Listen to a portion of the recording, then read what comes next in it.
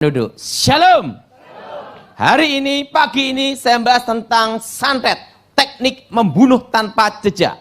Nah, sebelum saya bertobat, saya belajar ilmu santet dari nenek saya. Dan disitulah saya tahu bahwa ilmu santet itu ada kelemahannya.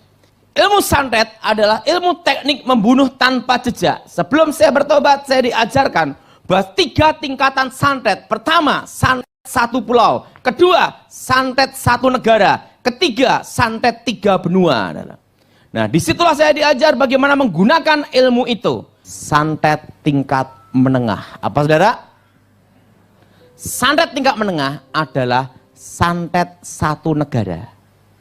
Sekalipun orangnya di luar pulau, tetap kena.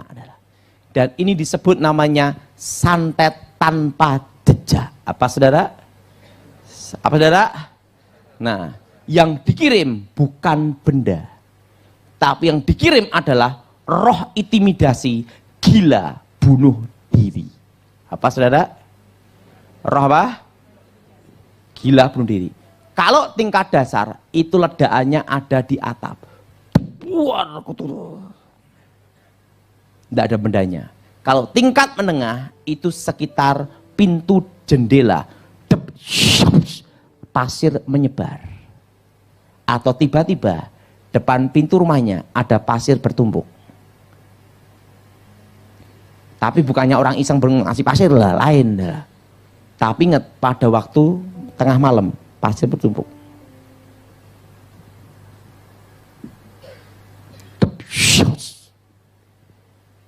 Dan yang kedua, hewan-hewan mati mendadak.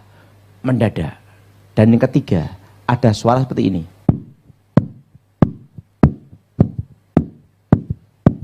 Sekitar rumah, tengah malam, itu rohnya jalan untuk cari apa? Target. Dan yang keempat, keluar apa yang ditakuti. Dia takut kecoa, di seluruh rumahnya keluar kecoa semua. Kalau yang bersangkutan takut kelabang, maka di rumahnya keluar kelabang semua.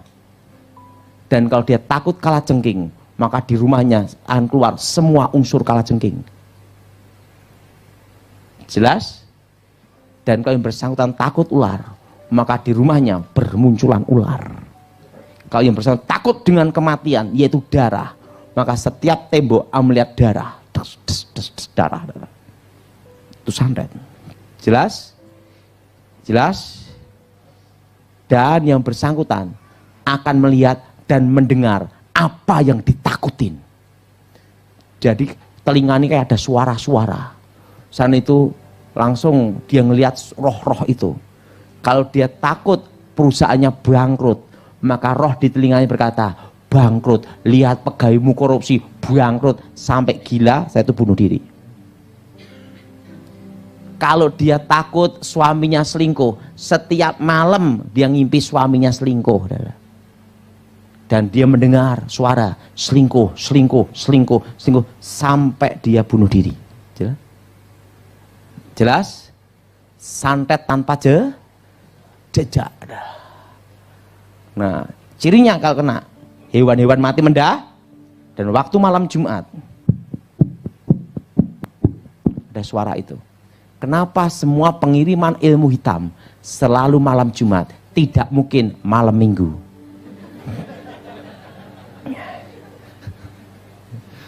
Nggak mungkin.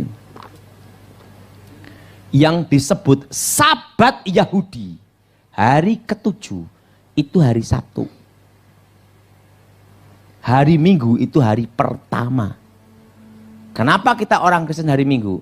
Hari Minggu hari kebangkitan Tuhan, kemenangan. Tapi disebut Sabat Yahudi, hari ke-7 itu hari Sabtu. Berarti hari yang ke-6 itu hari apa? Jumat.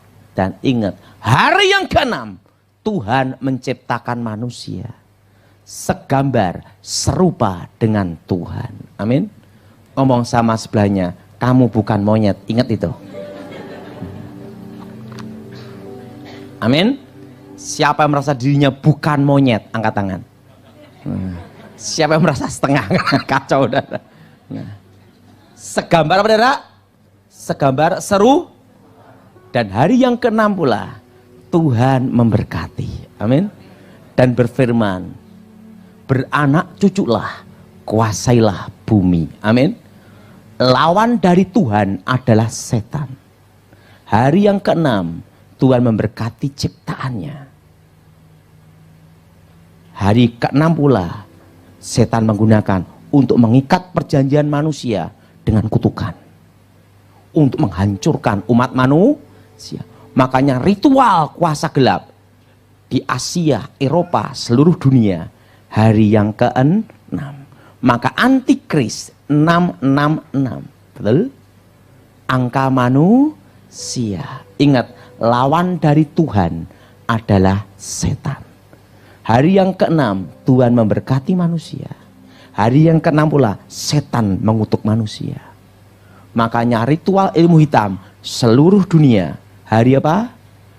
Jumat. Tidak mungkin hari Senin. Dan orang ngirim santet pasti tengah malam. Tidak mungkin siang-siang bolong. Kenapa? Di dalam dunia gaib, kalau di dunia nyata ini siang, di dunia gaib itu malam. Kalau di dunia gaib itu malam, di dunia nyata itu siang. Kalau di dunia nyata itu malam, di dunia gaib adalah siang. Makanya dukun itu prakteknya siang. Karena di dunia gaib itu apa? Siang. Jelas? Jelas? Jadi berlawanan dengan dunia nyata. Dan setan kerja 24 jam dibagi 3 shift. Karena ingat, setan pun ada jam istirahat. Makanya waktu dulu pesawat Adam Air hilang, dukun-dukun nyari tidak bisa. Kenapa? Mungkin waktu jatuhnya pergantian shift.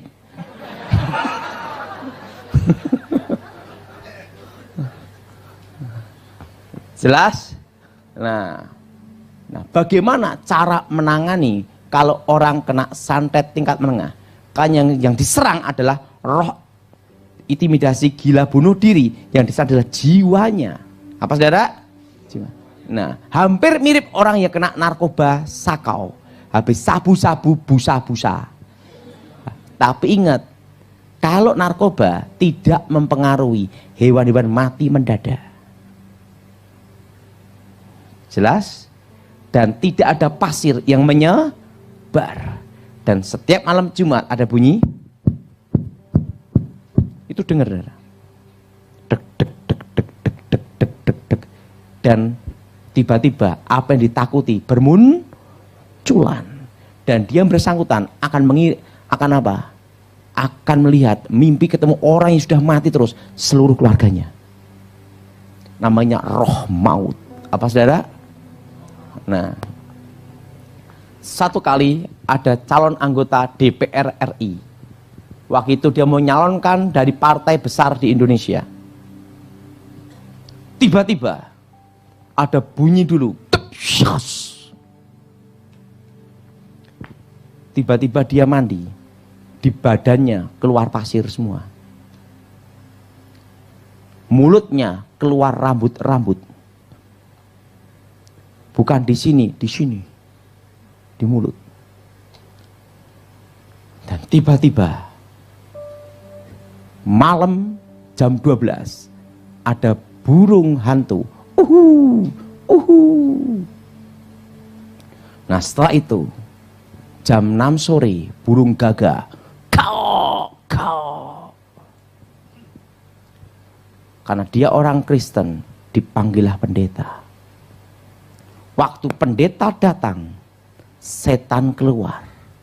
Waktu pendeta keluar, setan datang. Ingat, kalau santet tingkat dasar itu lebih mudah. Begitu didoain dalam itu setannya keluar, bendanya keluar, urusan selesai. Betul? Tapi kalau tingkat menengah, yang diserang adalah jiwa, rohnya yang dikirim. Jelas saudara? Jelas saudara? Roh yang dikirim. Dan apa yang terjadi? Dia pusing. Setelah keluar pasir, setiap mandi keluar kerikil-kerikil semua di badannya. Waktu itu pendeta-pendeta rapat. Ini sampai, karena ini orang penting, sampai pendeta-pendeta rapat. Dalam rapat pendeta itu, waktu itu kita undang saja Daud Tony, ahli ilmu hitam, bekas dukun santet yang dulunya jadi setan gitu loh. Nah, saya dipanggil. Setelah rapat pendeta, saya dipanggil. Pendeta manggil saya. Saya lihat, wah. Saya lihat bapak ini, tukang santetnya ini pengertian. Bapak itu botak, dikirim rambut. Dikirim rambut, tapi bukannya kepala, tapi mulut. Nah, waktu itu saya ngomong bapak ini, bapak ada 2 jalan yang harus kamu pilih. Pertama, mati dengan disantet. Kedua, sembuh hidup. Pak, aku tidak mau mati dengan cara seperti ini. Kalau kamu mau sembuh hidup, hanya ada 1 jalan. Kelemahan ilmu santet tingkat menengah adalah apa? Yang ada dianggap tidak ada. Pak saudara? Karena santet tingkat menengah yang dikirim adalah menyerang sugesti alam bawah sadar. Pak, ada rambut-rambut di kepala saya, kumpulin jadi wig. Ini ada pasir-pasir kerikil di badan saya, Pak. Gimana, Pak? Kasih semen jadi beton, betul? Bikin pagar rumah. Ada burung gagak, kau tembak dor goreng. Kenapa? Waktu hewan itu mati, des, itu jiwa dukunnya KO juga adalah. Karena itu lambang dari nyawa dukunnya. Ada burung hantu, tangkap, perangkap. Setelah itu apa? Terserah mau goreng atau diapain. Kan itu kiriman jiwa dari dukunnya. Dan anggap tidak ada. Yang ada dianggap tidak ada. Cuekin. Alihkan perhatian. Sekarang alihkan perhatian, kamu fokus bisnis atau fokus kampanye. Alihkan. Kenapa? Karena roh itu akan mengirim kamu, menggiring, memfokuskan supaya kamu terfokus ke suara itu. Dan jenis ini harus dilawan sendiri. Pendeta tidak bisa nolong 100%. Karena pendeta tidak bisa nungguin 24 jam. Betul? Karena sewaktu-waktu roh ini datang. Jadi engkau harus melawan sendiri. Di dalam nama Tuhan Yesus. Waktu roh itu datang. Dalam nama Yesus. Firman itulah yang baca Alkitab. Alihkan perhatian. Kalau lakukan ini 6 bulan 1 tahun sembuh total. Tapi kalau kamu lakukan benar-benar 3 bulan pasti sembuh. Kenapa perlu waktu agak lama? Beda dengan tingkat dasar doa selesai. Beda. Karena roh ini dikirim. Jangkanya 1000 hari setelah pengiriman. Jelas? Jadi harus ada apa? Begitu gagal, senjata makan tuan, mati. Jelas? Jelas? Nah, jadi kalau saudara punya keluarga, punya adik atau punya kakak, tiba-tiba ada suara di telinga, keluar apa yang ditakutin, darah di tembok-tembok, plek-plek. Itu kalau mati, kalau dia tahu kalah jengking, mulutnya keluar kalah jengking semua. Kalau dia takut cacing, maka di waktu mati, mulutnya keluar cacing semua. Kelemahannya adalah pada waktu yang ada dianggap tidak ada. Jelas? Jelas? Jangan dipercayai keberadaannya. Alihkan fokuskan ke tempat lain. Pasti sembuh. Kalau kita orang Kristen, ada kuasa dalam nama Tuhan Yesus. Ini santet apa? Satu negara. Jelas? Jelas? Dia sudah punya keluarga yang kena, ingat. Alihkan perhatian supaya tidak fokus ke situ. Dan jangan percayai keberadaannya. Karena akan diserang dari sugesti dari alam bawah sadar. Kalau dia bisa melawan sisi sugesti dan alam bawah sadarnya, pasti sembuh. Kenapa perlu waktu 3 bulan, 6 bulan, sampai 1 tahun? Karena ingat, jangka pengiriman itu 1000 hari. Pasti dia ngirim terus. Kalau tingkat dasar itu 40 hari. Target. Kemarin beberapa minggu yang lalu ada pengusaha, salah satu orang terkaya di Indonesia dan di Asia. Nomor berapa pokoknya. Dia ketemu saya. Daud, dia yang selama 10 tahun yang bantu saya waktu pengamanan presiden dulu untuk saya operasi keliling jaga itu. Daud, 10 tahun kamu menjaga presiden. 10 tahun kamu mengabdi untuk negara. Sekarang sudah waktunya aku mau memberitahu kamu. Daud, mau enggak kamu jadi gembala? Kamu tunjuk gedungnya, saya beli. Tinggal kamu tunjuk aja. Kamu pilih mana? Kamu dirikan gereja. Kamu jadi gembala, jadi pemimpin umat. Saya kasih semuanya. Sponsor. Hari ini. Bukan janji. Hari ini. Saya tulis. Beli gedungnya langsung. Surat semua izin saya urusin. Bapak. Saya bukan panggilan jadi gembala. Saya tidak akan dirikan gereja. Kenapa Daud? Karena tangan saya penuh dengan dosa dan penuh dengan darah. Saya tahu diri Bapak. Saya tidak akan jadi gembala dan tidak akan mendirikan gereja. Loh kenapa Daud?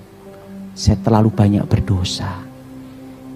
Kalau Tuhan masih beri kesempatan saya untuk memperbaiki hidup saya, itu sudah bagus. Benar, ini hari ini loh Daud, langsung saya tanda tangan ini. Cek. Gedung mana? Lunas. Anda. Saya ingin hidup tenang. Saya ingin melayani Tuhan. Apa gini? Kamu ingin apa? Coba, tidak mau saya. Biar saya cepat seperti ini. Tetap melayani keliling-keliling di tempatnya Pak Irman.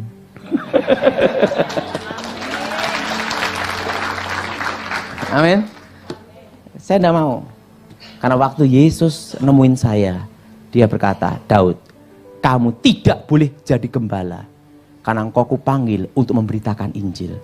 Waktu saya bertobat, saya ketemu Yesus sendiri. Saya tahu panggilan hidup saya. Tidak mau jadi gembala. Dan waktu itu saudara, ini pengusaha, salah satu orang terkaya di Asia. Kamu tinggal ngomong, tinggal tulis. Kamu apa? Kamu mau bisnis apapun saya bantu. Saya tidak mau. Saya diberi kesempatan. Kalau saya bisa kembali ke masa lalu, saya akan memperbaiki masa lalu. Tapi saya tidak mungkin kembali ke masa lalu. Gitu. Saya hidup untuk sekarang dan masa depan. Jadi lebih baik, ya saya memperbaiki hidup saya. Untuk menebus kesalahan di masa lalu saya tidak bisa. Hanya Tuhan yang bisa ampuni. Tapi setidaknya Bapak, mengurangi dosa itu tidak bisa. Tapi bisa memperbaiki. Yang bisa mengampuni dan menghapus dosanya Tuhan. Saudara, satu hal. Selama kita ada kesempatan untuk berbuat baik, lakukan. Karena ada waktunya kita tidak ada kesempatan lagi.